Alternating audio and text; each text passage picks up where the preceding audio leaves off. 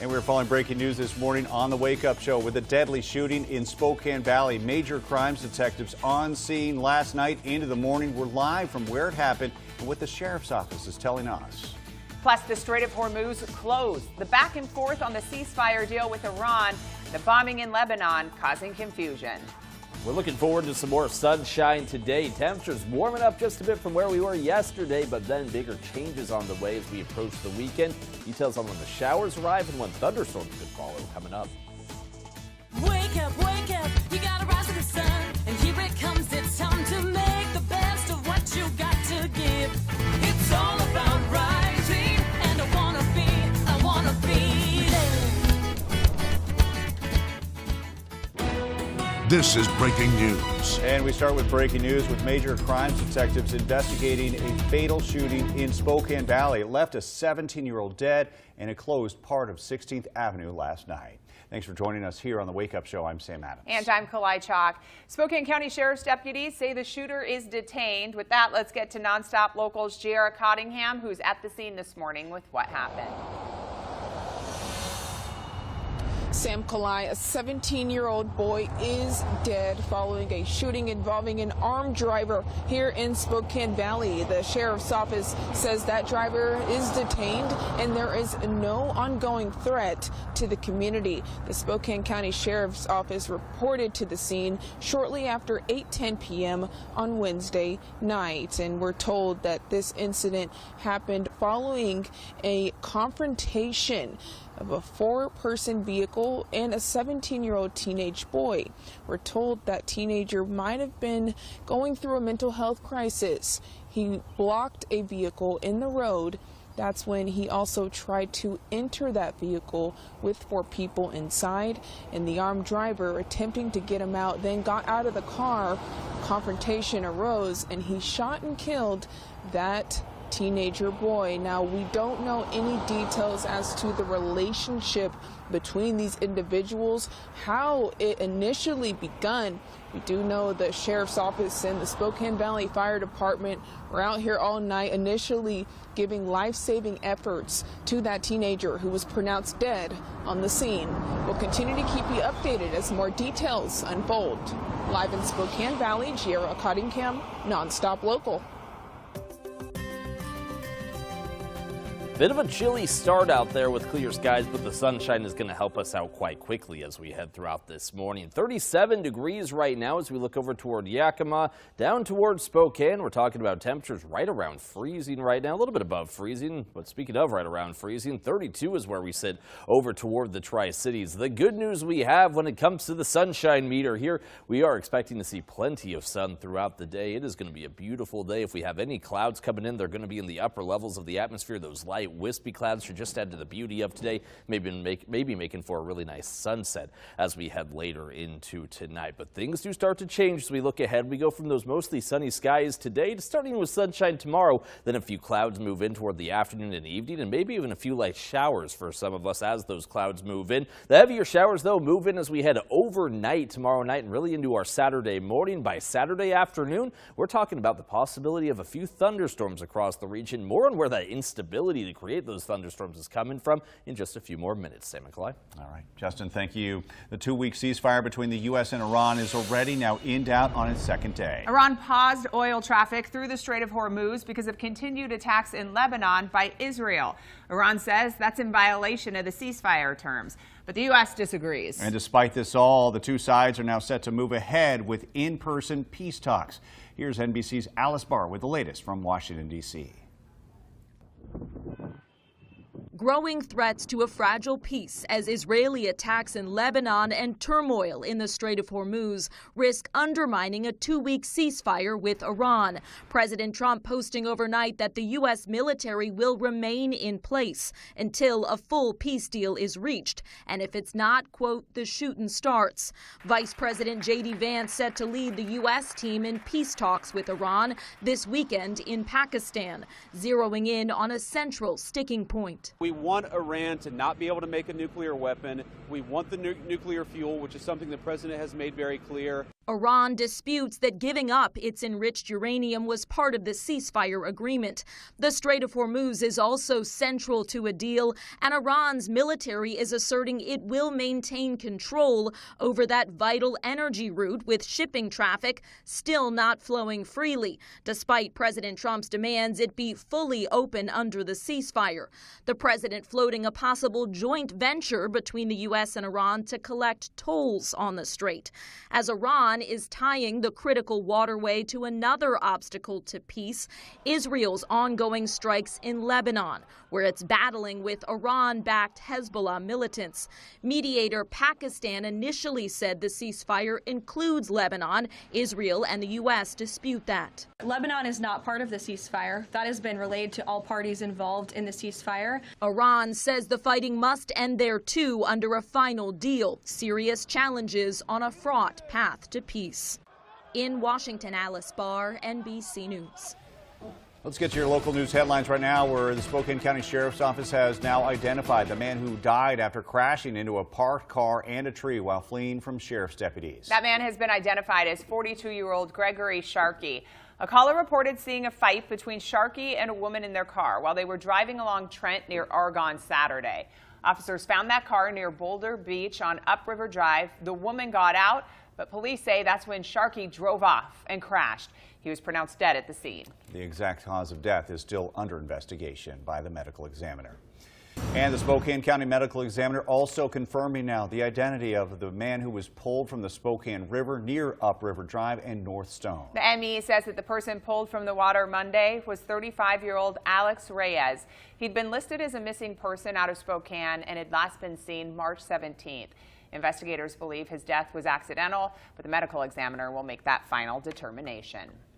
Serious crimes are down significantly in Coeur d'Alene by nearly 25%. That's according to the police department. The department sharing that information in their annual crime report released this week. This graphic shows what police call Part 1 crimes. They include homicide, robbery, burglary, and other serious crimes. Now, this year's report does show a nearly 24% reduction in reports of these crimes year to year. There were some increases year to year, including assaults, rapes, and vehicle thefts, but in a relatively small number of cases. The police chief credits a more proactive approach, including officers spending about a third of their shift looking for crimes.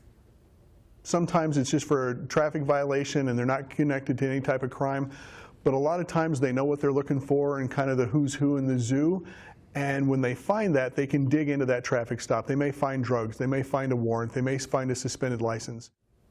The department says the big takeaway, though, is that crime's dropping over the last decade. And department data also shows that violent crimes are down overall more than 75% over the last decade, while also seeing a 30% increase in population since 2010. Time now is 7:08. Let's get a look at your top local headlines in Tri-Cities and Yakima. Here's Colby and Brad. In a crime tracker this morning, the Kennewick Police Department is asking for your help in finding an escaped criminal with a violent history. Andres Jesus Garcia, the man on your screen now, is wanted for escaping community custody and an unspecified misdemeanor charge. He was originally arrested for auto theft charges. Garcia is 31 years old, 5'6", 220 pounds, and he has a large tattoo of a word on the right side of his neck. Police say he is a gang member with a violent history, so if you see him, do not approach him and call dispatch right away at 509-628-0333. The Benton County Sheriff's Office is also asking for your help in finding a different escaped convict at large. Deputies say David Arnold, the man you see now, was furloughed from jail and was supposed to report back to jail, but instead he ran off in Kennewick. The Sheriff's Office has since issued a new warrant for his arrest. If you see him or know anything about where he might be, call Benton County Dispatch at 509-735-6555. Crews at the Hanford site are making progress in disposing of dangerous radioactive waste, hitting an important milestone earlier this week. Site officials say crews successfully disposed of the first batch of waste at their integrated disposal facility. Back in the fall, the disposal facility received their first batch of containers, and now about 25 more of those are slated for disposal. For NonStop Local, I'm Colby Brad. The man accused of fatally stabbing a 23-year-old woman on a light rail train has now been found mentally incompetent to stand trial in North Carolina. The victim, Irina Zabutskra, was killed just minutes from home. She'd fled Ukraine and was working in Charlotte while attending community college. Court documents show that this man, DeCarlos Brown, was evaluated at Central Regional Hospital and found incapable to proceed. He now faces state murder charges and a federal indictment that could bring the death penalty. His attorney has requested a delay in the state case. No trial date is set for either court. A USC student photographer who lost his eye in a No Kings protest is filing an excessive force lawsuit. The attorney says the 18-year-old Tucker Collins was documenting a protest outside the Metropolitan Detention Center in L.A. on March 28th. Now, Collins was struck by a right eye by a less lethal projectile fired by a Department of Homeland Security agent and had to have his eye surgically removed. The DHS says that rioters had been throwing objects at officers and warnings were issued before those crowd control measures. The attorney, though, says Collins was not involved in any violence and plans to file a federal tort claim next week. 7:10 now. Saturday Night Live has announced the last 3 hosts and musical guests of this season. Okay, so here we go. Mark your calendars. Coming up May 2nd, Olivia Rodrigo will be performing. She'll be doing double duty as host and musical guest. She's performed before, but this will be her first time hosting SNL. And then the week after that, it's Matt Damon hosting with musical guest Noah Kahan. That's May 9th. And this is Damon's 3rd time hosting SNL. And the season finale of SNL will be hosted by former cast member Will Ferrell. That is May 16th. He's making his 6th appearance now as host. And by the way, the musical guest, Paul McCartney. He'll be performing in the finale, marking his now 5th stint as an SNL musical guest. Boy, what a lineup they have for SNL. Yeah, well, I talk about a season finale. I mean, bringing back Will Ferrell. Yeah, all generations, by the way, represented in those guests that we just mentioned there. Coming up here on Wake Up Nonstop Local, cutting costs. How many people hope to save by getting rid of subscriptions? And getting internships now getting tougher in the job market. We'll have that coming up. And after the break, we're looking at a really nice day today, but we are anticipating some larger changes for the weekend. Details on the timing of when the rain gets here coming up next. And Dave and Molly are here this morning. They're sharing how you can start your morning like an astronaut. We'll explain coming up here on Wake Up Nonstop Local.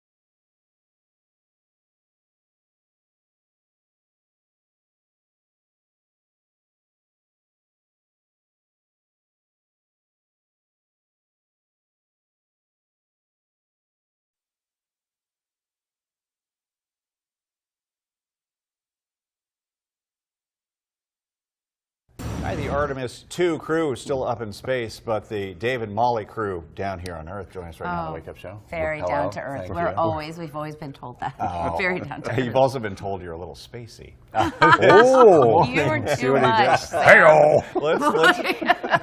Well, this is a tradition, right? When you talk about crews, when they go up to space, apparently there's a tradition where they have wake-up music for every morning. They want to have one song to rise and shine to, so they had 10 days in space, so they have 10 songs. So we're going through their playlist this morning. Are you a little bit surprised with these good fits? This is all on the Spotify. Yeah. I noticed the Chapel Roan, the Pink Pony Club. I thought that was very interesting. Okay. But a happy song, and I would love to wake up to that song. I love a song by the way, Sleepyhead. I feel like some of these are very apropos for what they're going to see every morning, right? And then Under Pressure, Queen and David Bowie. That's a good and one. if you haven't heard Molly's impression of David Bowie, boy, you are in for a real treat. Maybe later this morning we can have her do it. That would be so great. It's really one I've nailed. A it good really tease. Is. Okay. Yeah. Well, before we do that, because we don't want to give away all the good stuff here on the Wake Up. Oh no. So, if you had a playlist in space, what would your kind of wake up song be? Do you have anything that you like to wake up to any morning? Period.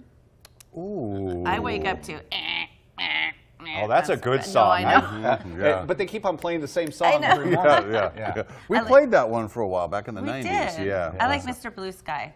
That's my go-to wake-up song. It's a very fun song. Yeah. Okay. Well, you can wake up with Dave and Molly, of course, every morning. You can listen to them and watch them on YouTube and over the air on SWX. Scan the QR code 6 a.m. to 10 a.m. It is our favorite space group, Dave and Molly. Oh. Thanks, Sam.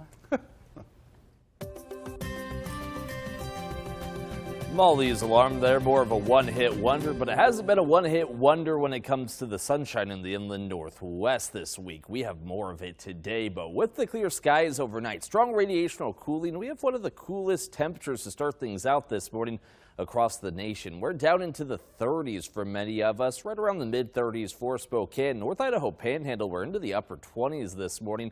We're only rivaled with colder temperatures by what's going on toward Montana and the Dakotas. Otherwise, we are one of the coldest places right now across the entirety of the continental U.S. But let's talk about what's going to be changing today. More of the same as what we've been seeing. More sunshine. Temperatures will be warming. If we're getting any clouds, they're coming way into the upper level. Those light wispy clouds out there should make today beautiful. Tomorrow, though, is when things change. Even though this is going to be the peak of the warming trend for most of us, the clouds are rolling back in, and with that, few shower chances even toward tomorrow late morning, early afternoon for areas around the Tri-Cities. For most of the rest of us, though, the main band of rain isn't getting here until tomorrow night and then into our Saturday morning. Following that, more scattered showers continue Saturday afternoon into Sunday afternoon, and we're going to increase our instability across the region, so some thunderstorms will be a possibility. But today we'll enjoy it before those changes get here, hitting the mid-60s with the sunshine in Spokane and Coeur d'Alene. How about 70 as we look over toward Moses Lake, similar to yesterday in Omak with that high temperature in the upper 60s. As we drop down to where the Tri-Cities, we're comfortably in the 70s today at 73, 72 into Hermiston, just shy of the 70s today into Pendleton. But let's take a look at the upper level pattern changes we're looking for. Ridge of high pressure in place right now. It's looking for a way to break down, and it's going to get that as this next bigger low pressure system works its way down the coast. It's going to park itself where that other low pressure system was sitting, right between Northern California, Southern Oregon. This is going to be a much stronger system, though. It's going to start sending up that moisture tomorrow and continue to send it our way along with the waves to actually bring that moisture to precipitation as we head through the weekend. The other thing we're going to see this weekend with that low pressure system moving inland, it's bringing some colder upper level air with it, and that's where that instability is coming from tomorrow afternoon and into Sunday afternoon. Timing out the changes, though, with the Futurecast model, nice and quiet and sunny today. Here come the cloud covers, initial showers late tomorrow morning around parts of central Washington, and then as we head overnight, there's that better organized band of showers that we're looking at. Many of us may wake up to some rain shower activity, especially into the northern part of the region first thing on Saturday. Then by Saturday afternoon, Saturday evening, that's when we're talking about more of those scattered showers and thunderstorms. They'll be pretty hit and miss, though, as we head through the weekend. But take a look at the 7-day forecast. Upper 60s by tomorrow in Spokane, crashing back down to 50s as we head into next week, thanks to all the shower and storm activity this weekend. We have a shot to hit 70 tomorrow in Coeur d'Alene before we also come crashing back down with our temperatures. Just highs in the low 50s Monday Monday, Tuesday, and Wednesday of next week. For the Tri-Cities and Yakima, not a big change with our temperature tomorrow because of the cloud cover getting here a bit earlier, but then we will also cool down to highs back toward the mid-60s through the weekend and into next week. Good morning. U.S. job growth has slowed sharply over the past year, making it especially difficult for young Americans not just to land their first job out of college, but even to get an internship for the summer, often the foundational step in an early career. Internship postings tracked by the job site Indeed last year were down compared to each of the prior 5 years, slipping slightly below 2019 levels. The highest share was in pharmacy, with marketing, accounting, and also civil engineering rounding out the top 4. Well, home improvement giant Lowe's putting its money on Americans who know how to build. Lowe's is committing $250 million over the next decade to recruit and train 250,000 skilled tradespeople. This includes positions in plumbing, carpentry, electrical work, and more. Recent BLS data shows 47% of skilled tradespeople now earn more than the median college graduate, with zero student loan interest eating their take-home pay. Stocks soared after the U.S. and Iran walked back from the brink and reached a ceasefire deal. Oil prices and interest rates sank on the news as well. Well, a new NerdWallet survey finds more than half of Americans, 55%, plan to significantly cut back on subscriptions this year to save money. Parents are more likely to want to cancel subscriptions. NerdWallet suggests freezing all subscriptions and see what you really miss. Keep those and then cancel the others. Well, with just a few more days before the tax filing deadline, Andy Phillips, Vice President of the Tax Institute at H&R Block, says people may be even more overwhelmed than normal because of the big changes this year. When to seek help. If you're really unsure, especially in a year like this of substantial change, great opportunity to seek help. H&R Block is here. We've got you covered if you need it. Among those big changes, no tax on tips, a standard deduction for those 65 and older, and the ability to write off some car loan interest. From the New York Stock Exchange, I'm Jane King with your morning business report.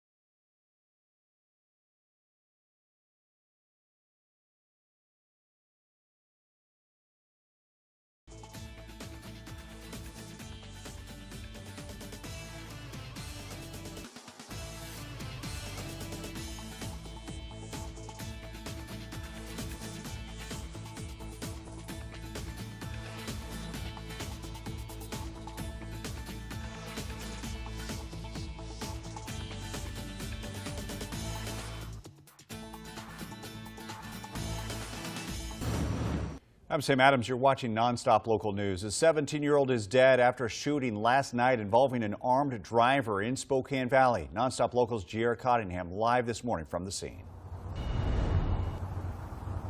Sam, Spokane County Sheriff deputies responded to reports of a shooting shortly after 8:10 p.m. on Wednesday night. When they arrived to the scene, they found a 17-year-old boy with gunshot wounds on the ground. That's when they administered life-saving efforts. AMR and then Spokane Valley Fire also stepped in. That's when that boy was pronounced dead on the scene. We're told this was following a confrontation from that boy stepping in front of a vehicle containing 4 people, and that's when an armed driver stepped out of the vehicle, shot and killed that teenager. We'll give you more details as they come about. Reporting live in Spokane Valley, J.R. Cottingham, NonStop Local. Cold start to today, but it's going to turn into a really nice day. Sunshine out there. Temperatures getting just a bit warmer than they were yesterday. And as we head into tomorrow, that's when things start to change. This is actually going to be the peak of the warming trend tomorrow, hitting the upper 60s, low 70s across eastern Washington and North Idaho. But the clouds start to roll in. That's a sign of the showers to come that really arrive as we head overnight tomorrow into Saturday, with a few storms possible Saturday and Sunday afternoon.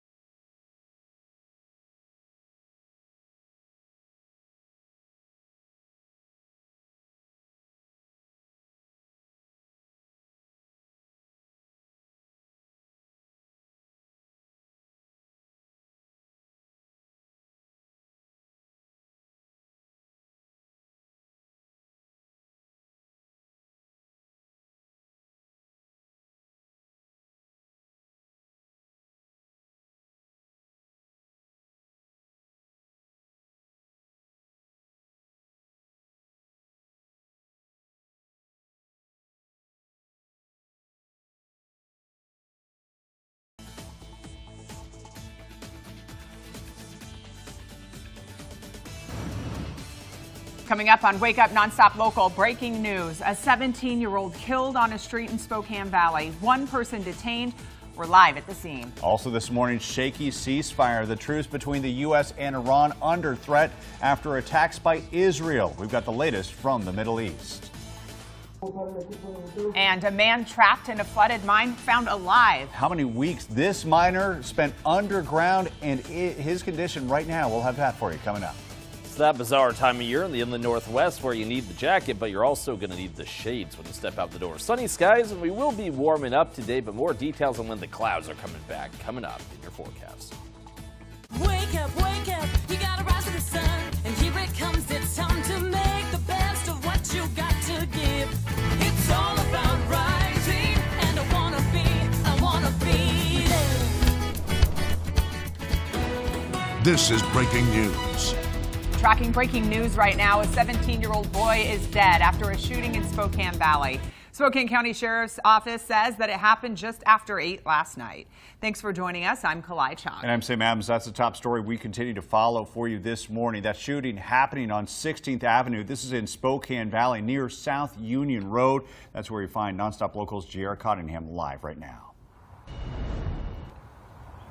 Sam Kalai, just shortly after 8:10 p.m. It was a critical scene here in this neighborhood. I mean, police responded to reports of a shooting. That's when they found a 17-year-old teenager boy shot, and he wasn't dead, but when they administered life-saving efforts, it was too late. We're told there was a confrontation between that teenager and a vehicle containing 4 individuals. We're told that teenager tried to block that vehicle in the road and then tried to get inside the vehicle. That's when the driver, who was armed, got out of the vehicle, shot and killed that teenager. And we're told that this is an ongoing investigation, and that teenager might have been going through a mental health crisis. Spokane County Sheriff deputies are continuing to give us information as the investigation continues. Again, this happened shortly after 8:10 p.m. No one else in that vehicle was injured, and the suspect, or the driver who shot and killed the 17-year-old, was detained. There is no threat to the community. Reporting live in Spokane Valley, Giera Cottingham, NonStop Local. Chilly temperatures to start things out this morning, but that's all because we have clear skies and the sun is going to help warm us up rather quickly. That being said, out the door, you are going to want the extra layer this morning. We're right at freezing right now in the Tri-Cities at 32 degrees, slightly warmer in Pendleton at 36. Walla Walla starting things off at 41. As we jump over into Spokane, we're a bit above freezing at 36 degrees, but it's been very cold into North Idaho, below freezing right now in Coeur d'Alene at 31. Sandpoint was in the upper 20s earlier. We are starting that warm up now, but still right at freezing at 32 degrees. Take a look at the next 12 hours in Spokane. A mostly sunny day. If we have any clouds, they're going to be those high upper level wispy clouds up there, and it's going to be a gorgeous day. High temperatures approaching the mid 60s. We'll get there right around 5 o'clock today once the sun goes down. Similarly to what we're seeing right now, it's going to be a cold start to tomorrow. Looking at the Tri-Cities, we are headed toward the low 70s today for our high temperature, that high right around 72, and we're also going to see that quick cool down. But tomorrow morning, the clouds are going to start to roll into the Tri-Cities, and it won't be much longer until the clouds encompass much of the rest of the region. We'll talk about when those clouds are actually going to give us some shower activity and maybe even a few storms coming up in a few more minutes. Sam and Clyde. All right, Justin, thank you. Well, the ceasefire between the U.S. and Iran is on rocky ground. Both sides are accusing the other of violating the deal, and oil traffic remains disrupted in the Strait of Hormuz. And Iran is now accusing the U.S. and Israel of breaking terms of that ceasefire agreement after Israeli attacks on Lebanon. The White House, though, disagreeing right now. Lebanon is not part of the ceasefire. That has been relayed to all parties involved in the ceasefire. Meantime, Vice President J.D. Vance preparing to lead the U.S. team in peace talks this weekend, where they will be focusing on Iran's nuclear capabilities. We want Iran to not be able to make a nuclear weapon. We want the nuclear fuel, which is something the president has made very clear. Iran insists it never agreed to give up enriched uranium as part of the ceasefire. The Strait of Hormuz remains a flashpoint as well, with shipping still restricted and global oil prices still on the rise. With that, let's get a look at gas prices right now. According to AAA, the current national average is $4.12. That's holding steady for yesterday. And state by state, in Washington, it's holding steady from yesterday at $5.40 a gallon.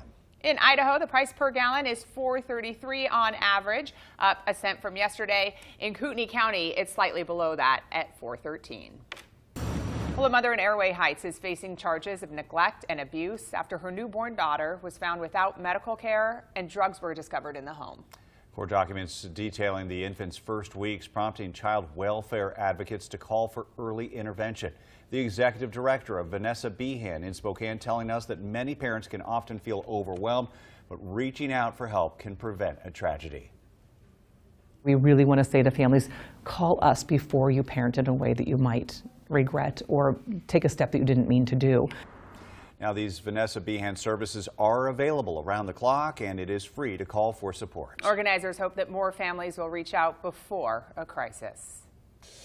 Time is 7:35. Let's get a look at your top local news headlines from the Tri-Cities and Yakima. Here's Colby and Brad. A local business in downtown Kennewick is looking for a new location. Smoke damage from a fire last month forcing Storytime Bookshop to close its doors. Owner Lorelei Kennedy says Storytime had just reopened in October. She hoped the business had found its new home, but just as they were coming out of the post-holiday slump, a fire broke out, causing serious damage to El Tequila's and neighboring businesses. Storytime was one of the hardest hit, leaving Kennedy and her team unable to return to the space. We are not at all able to return to our location. The smoke damage is too extensive. Yeah, it's difficult and it's frustrating. You know, we were just feeling kind of like we had settled into the space. Kennewick fire officials say the damage to El Tequila's is so severe they cannot determine a cause. Despite the loss, Kennedy is working to clear out the store and plans to open a pop-up location at Discount Back and So. The Department of Agriculture is back in town with another season of work toward eradicating the invasive Japanese beetle. A treatment crew started on Sun Willows Golf Course in Pasco, but that's not enough to do the job, and they need some help. If you live in these zones shaded in red, you're asked to fill out a consent form so crews can treat your lawn. It's important, as the department says only a third of Washingtonians they've asked have allowed them to treat their property. These pests spread fast. They can do a number on crops and even your garden and lawn. The treatment is not dangerous to you, kids, or pets. You'll just be asked to stay off the lawn until the spray dries. Franklin County Fire District 3 is now using a drone to help responders reach emergencies faster and improve safety on scene. The new drone can cover up to 3 miles and stay in the air for 40 minutes, sending live video and thermal images back to crews. Captain Jason Langston, an FAA-certified drone pilot, says the technology could be a game changer when seconds matter most. The drone is equipped with thermal imaging and a long-range zoom, allowing crews to search areas like Juniper Dunes RV Park much faster than before. It also helps identify hidden dangers after a fire is out, improving safety and communication for first responders on the ground. For NonStop Local, I'm Colby Brad. A former Boeing worker from Everett has filed a proposed class action lawsuit alleging the company failed to pay hourly employees for all time worked and provide proper meal and rest breaks. The lawsuit was filed in federal court by a former mechanic who had worked at Boeing's Everett facility for 7 years. Lawsuit alleging that Boeing didn't properly compensate for pre-shift duties while at work. That includes getting equipment and putting on safety gear. Now, the worker argues that 10 to 20 minutes were left unpaid each day. The suit also claims that meal breaks were interrupted, cut short, or canceled when workers were expected to attend meetings or training sessions. Attorneys for the worker are now seeking thousands in lost wages, damages, interest, and an order barring Boeing from retaliation. A new video this morning shows the moment rescuers reached a man who had been trapped in a flooded mine for 14 days. The mine in Sinaloa, Mexico collapsed and flooded, making an escape on his own impossible. You're looking at the rescue right now where the miner was pulled back to the surface and was taken to a nearby hospital. Crews, though, are still searching for another miner who is still missing. Well, the weather is warming up, but temperatures were already above normal in the month of March. In fact, it was one of the warmest on record, Sam. All right, with that, let's go to meteorologist Justin Spinney, who's breaking down those numbers. Yeah, the National Oceanic and Atmospheric Administration just released a new report that showed March shattered the previous heat record across the nation set back in 2012. Here are some numbers to give you an idea of just how hot it was. Around 1/3 of the population of the United States, that's about 130 million Americans, saw their single warmest March day on record. Let's take you to Phoenix, Arizona, and experienced 9 days where it was 100 degrees or hotter. Previously, the city had only experienced one triple-digit day in March since records began back in 1895. March was also very dry. Nearly 60% of the U.S. is experiencing drought conditions. Here in the inland Northwest, fortunately, we didn't have the extremes that other parts of the country had. Our average temperature in Spokane, 42.3 degrees. In the Tri-Cities, it was 49.1. For Spokane, that's tied for the 28th warmest on record. For the Tri-Cities,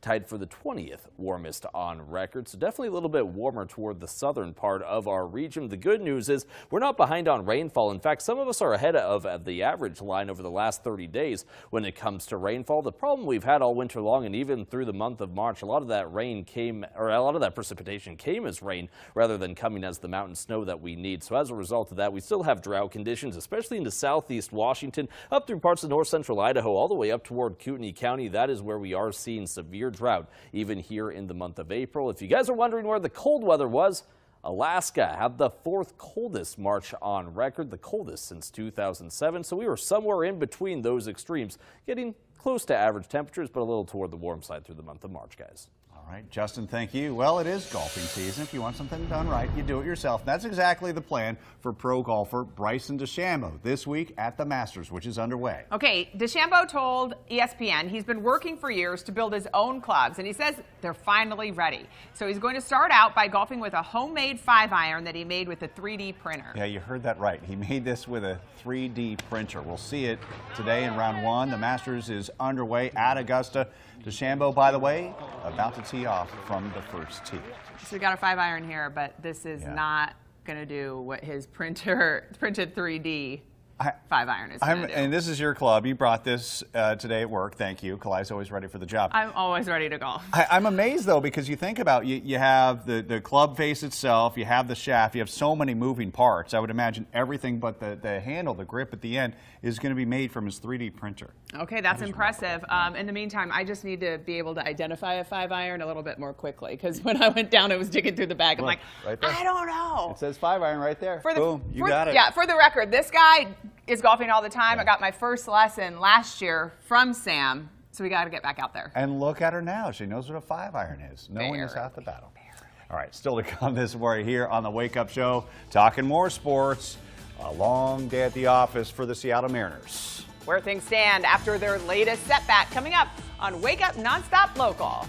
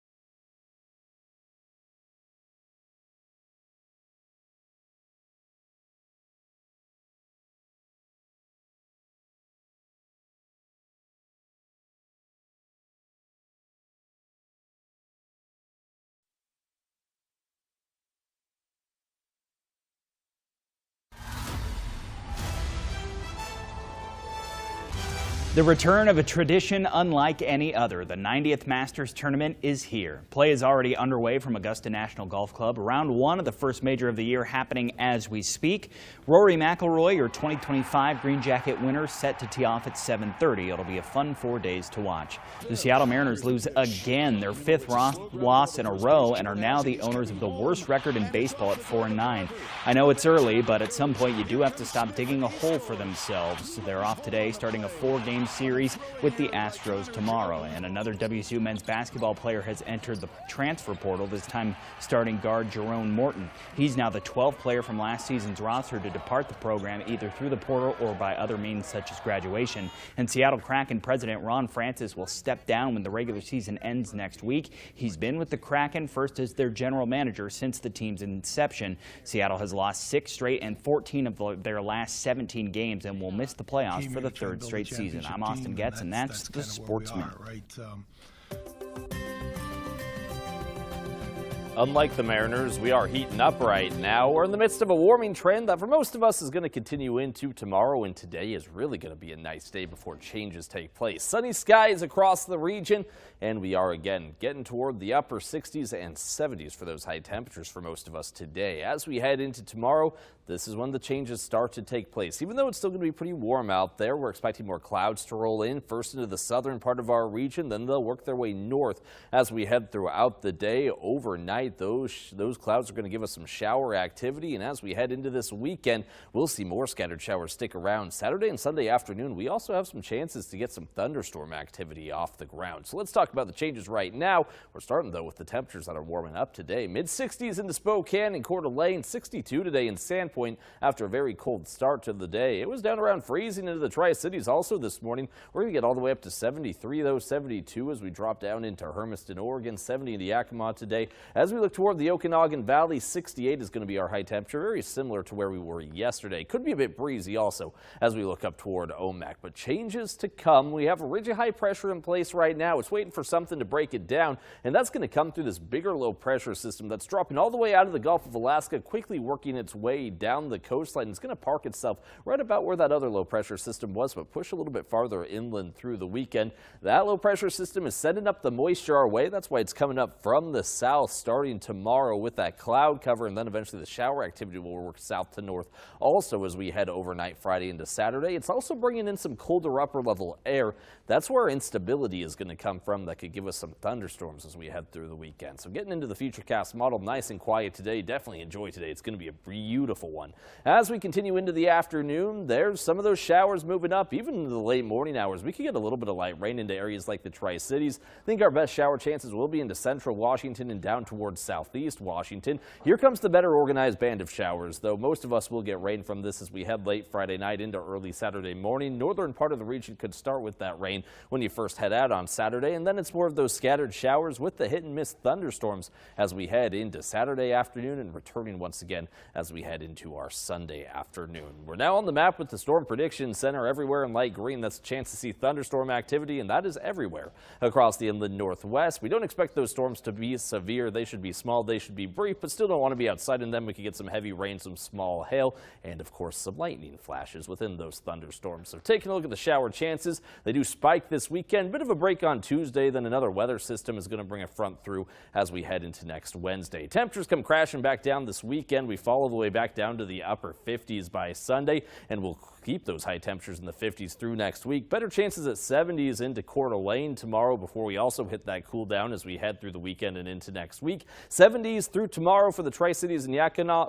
Not a big jump in temperature into tomorrow. Then we also cool down as we head through what should be a slightly more active weekend. All right, Justin, thank you. A 17-year-old is dead after a shooting involving a driver who was armed in Spokane Valley. And that's our top story in Morning Rush. That shooting happened last night on 16th Avenue near Union.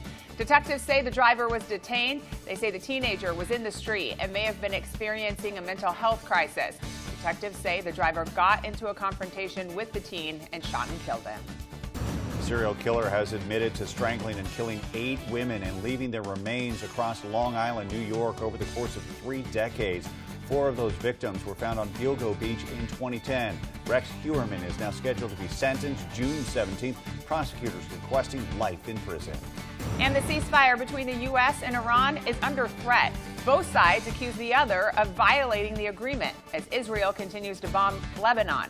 Meantime, Vice President J.D. Vance is preparing for peace talks focused on Iran's nuclear capabilities. Serious crimes in Coeur d'Alene are down nearly 25%. This is according to the police department's annual report. The report shows a near 24% drop in Part 1 crimes, including homicide and robbery. Police say there were small increases in assaults and vehicle thefts, but overall crime has dropped significantly, according to this report, over the course of the last decade. And the Benton County Sheriff's Office needs help finding this escaped convict. Deputies say David Arnold was furloughed from jail and was supposed to report back, but never did. Sheriff's Office has issued a new warrant for his arrest. Gas prices across the U.S. holding steady right now. National average $4.12 a gallon. This according to AAA. Washington State's average remains unchanged from yesterday, $5.40 a gallon. In Idaho, sometimes we get the giggles, $4.33, up from a cent from yesterday. Cooney County slightly lower at $4.13. Sam, no one's laughing about those gas prices, No, but look at this. Everyone's watching NASA preparing for the return of the Artemis II crew. Crew and flight control teams are readying the Orion cabin, reviewing entry procedures. They're going to splash down off the coast of San Diego at 5 tomorrow night. All right, in the meantime, get out and enjoy the sunshine. It changes into the weekend. Definitely does. Changes first for the Tri-Cities. That change is coming our way, though, into Spokane and Coeur d'Alene, also later into the day tomorrow. All right, thanks for joining us every morning here on The Wake Up Show, and we'll see you tomorrow.